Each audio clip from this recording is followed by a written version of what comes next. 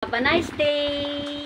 Good afternoon, people! Libre na naman tayo ng gulay galing sa ating garden. Malunggay, Kamuti tops, alagbati, talong, okra, sitaw, ang haba-haba, at meron ding lemongrass. Pampabango ng ating gulay. Tingnan nanay. Ay, ay, ay, ay, ay. Parang maganda yung talong mo. Kasi mataba siya. at makinis. Wow, thank you. May nag-extra sa vlog ko. Bombay. Naubusan tayo ng ginger. Hayaan na lang natin. Mabango naman yan kasi may lemongrass. Lagay na rin natin tong string beans. Talong.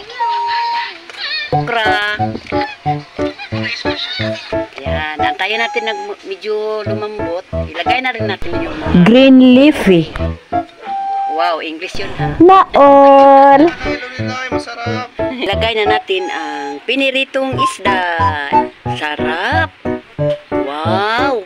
Super yummy! Thank you for watching. Please subscribe to my YouTube channel, Nanay Lorelai Vlog. And please follow to my Facebook page. Bye! God bless everyone.